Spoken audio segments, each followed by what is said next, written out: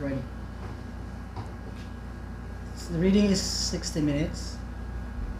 Time starts now.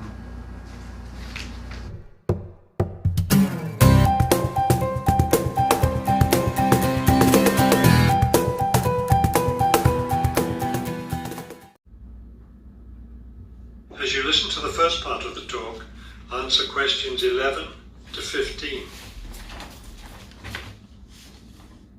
Good afternoon and welcome to today's show. The warm months are with us and many of you are getting ready to plan vacation trips. To help you with that, we have a special guest today, Robert Sampson, director of the Golden Lake Resort. Robert, I understand Golden Lake is a popular place for families to spend their vacations. Yes, families enjoy spending time at Golden Lake. Many come back year after year. We have a spectacular location and fun activities for both children and adults. Could you describe for us some of the activities available at Golden Lake? We have a lot of water activities, of course, since we're right on the lake. We have a pleasant sandy beach for swimming. We also have canoes and sailboats available, and many of our guests enjoy boating on the lake. I imagine water skiing would be popular among your guests. Actually, we don't permit water skiing in the resort area. It can be dangerous for swimmers and for the canoeists too. We do have a great location for fishing though, and you'll often see guests fishing from our dock or from the canoes. That sounds very relaxing. What about activities on land? Do you have facilities for tennis? We had tennis in the past, but the courts fell out of repair.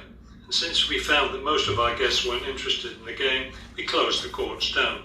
So that's no longer an option. And naturally, because of our location in the woods, we don't have an adequate area for a golf course.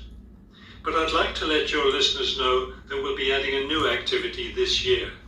We've made an arrangement with the local stable, so now we're going to have horseback riding available for our guests. We've created several riding trails around the lake. That sounds lovely. Now, what about rainy days? What can your guests do when the weather's bad? We have a games room and a crafts room. When the weather's rainy, some of our very talented staff members offer arts and crafts classes for all ages. What fun! Do you offer any other classes or activities?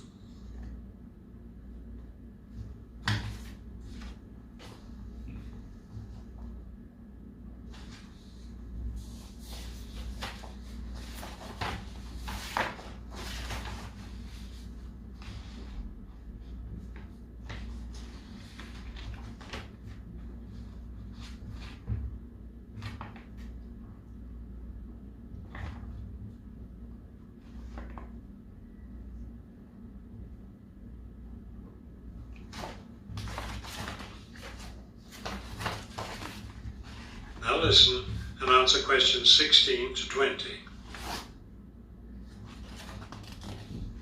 We have a weekly schedule of evening activities which anyone can attend if they choose. Every Sunday we show a film, always something that's suitable for the whole family. Monday's my favourite night because that's dessert night. Our cook prepares a variety of desserts and we get to taste them all. I'd like to be there for that. Yes, it's great. We get more serious toward the middle of the week. Our discussion night is on Tuesday. Discussion night? Yes, we discuss different current events depending on what's happening that week in the news. Then on Wednesdays, we have lectures. We invite different experts to talk about local history or nature topics. This is actually one of our most popular evening activities. We found that our guests are really interested in learning about the local area. It sounds quite interesting. Yes, we've had some excellent speakers. Thursday nights are totally different because that's when we play games. That's especially fun for the children. The children love Fridays too because that's talent show night. Everyone gets in on that, staff, guests, everyone. It looks like you have a lot of fun at Golden Lake Resort. We do, and we end every week with big fun, with a dance on Saturday night. Now I understand a little more why Golden Lake is such a popular place for family vacations. With such a variety of activities, there's something for every member of the family there. There is, and I hope your listeners will consider spending their next vacation with us. That is the end of section 2. You now have half a minute to check your answers.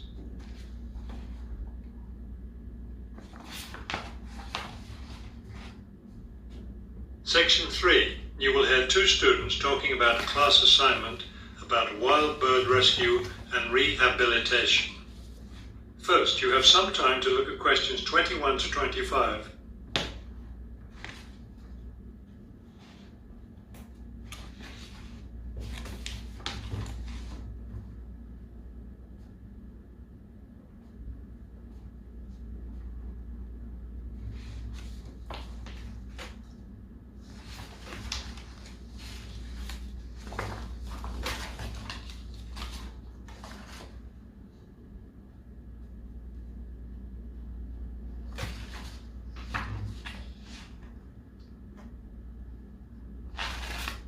As you listen to the first part of the conversation, answer questions 21 to 25.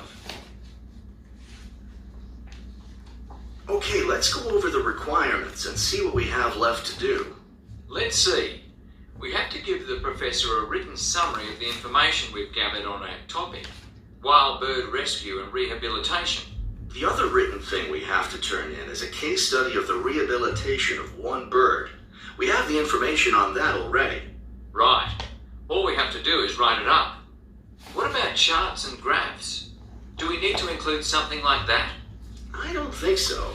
They aren't really relevant, but we do have to turn in a list of the resources we used. Naturally. What about videos?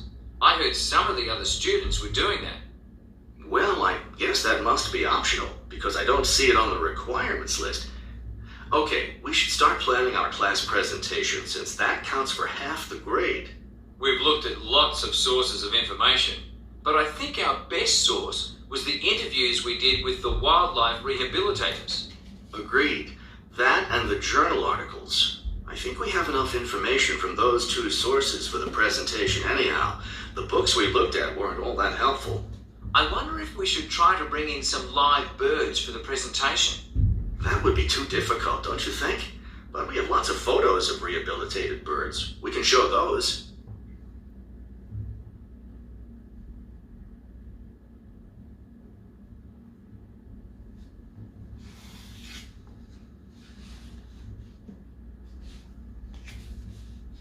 Now listen and answer questions 26 to 30. Right. Okay. I think we should start by talking about how to rescue a bird. Probably first we should help people understand which birds need rescuing. Yeah, that's really important. Because a lot of times people see a baby bird that's all alone, or they find a bird sitting on the ground and they think it needs to be rescued. And usually, those are just baby birds learning to fly.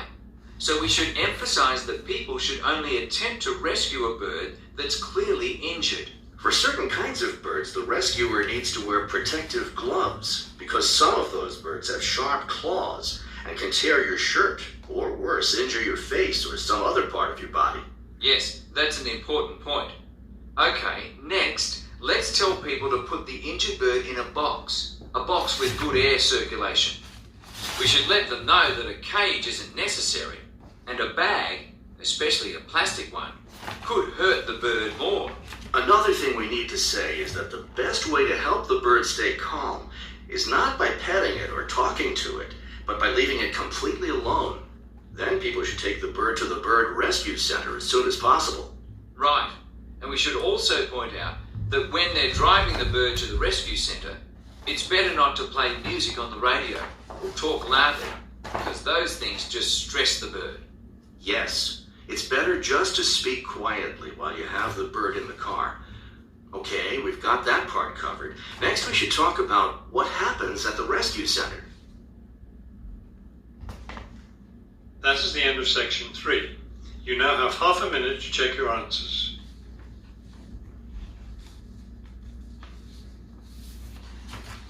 Section 4. You will hear a lecture about the Great Barrier Reef. First, you have some time to look at questions 31 to 33.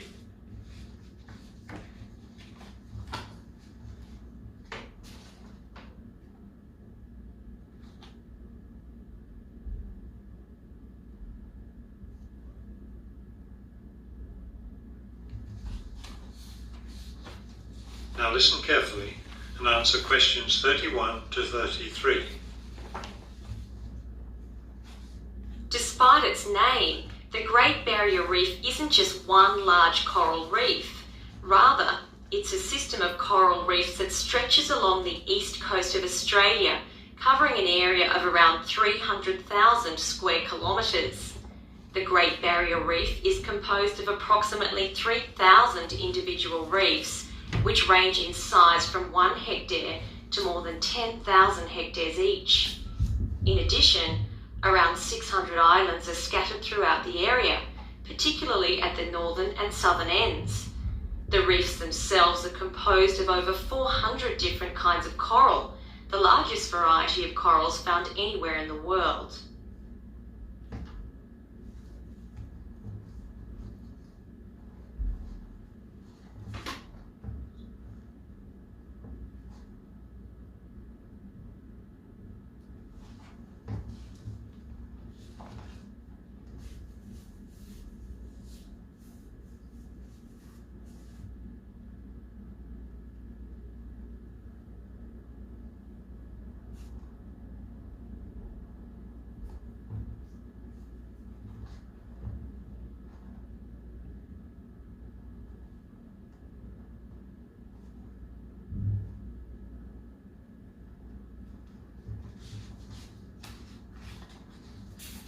Now listen carefully and answer questions 34 to 40. Thousands of species of sea animals live in and around the reefs. Altogether, approximately 1,500 species of fish inhabit the reef area, including a number of different kinds of sharks. One of the more interesting mollusks to be found in the reefs is the giant clam. This huge shellfish can live for more than 100 years and can weigh as much as 200 kilos. Sea mammals abound in the area, which serves as a breeding ground for certain types of whales, many of which are endangered. Over 200 species of sea and shorebirds feed, roost or nest among the reefs and islands. Many types of reptiles can also be found living among and near the reefs. Saltwater crocodiles, for example, inhabit the marshes along coastal areas. Amphibians include at least 7 species of frogs inhabiting the islands of the reef. Unfortunately, this wondrous area of the world is threatened by climate change. Rising sea temperatures have led to an effect called coral bleaching, that is, large numbers of corals dying off, especially in the shallower areas of the reef. The Great Barrier Reef Marine Park Authority is attempting to find effective ways to deal with this issue that threatens the reef. One proposed solution involves shading the reef in certain areas to help keep the surrounding water temperatures down. That is the end of section 4. You now have half a minute to check your answers.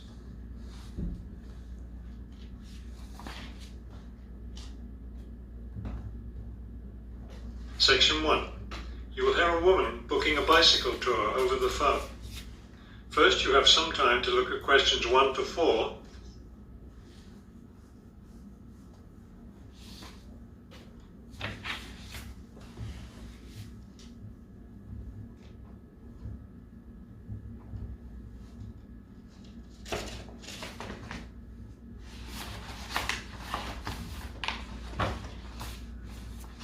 Okay na yun. Tapos na.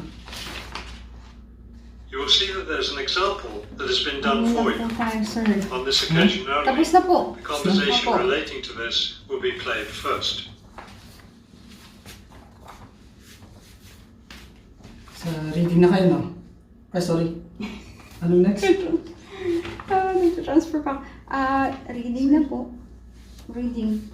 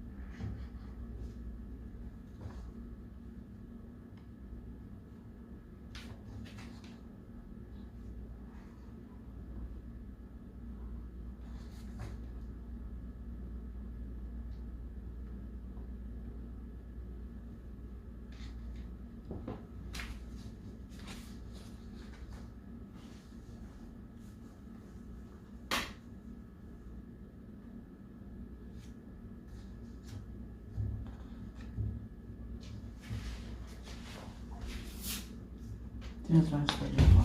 Sige. May binibigyan naman ng time for transfer of answer.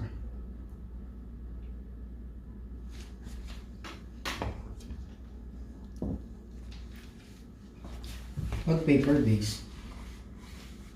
Pero pag computer, dire-diretso na yun.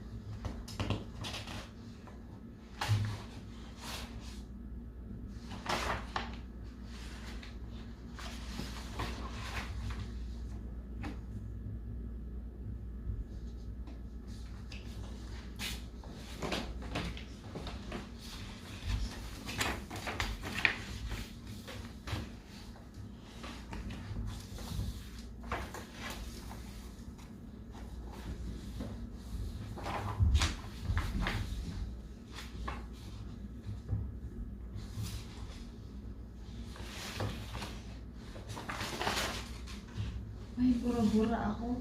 Okay lang. Okay lang yun. Ay, bura-bura.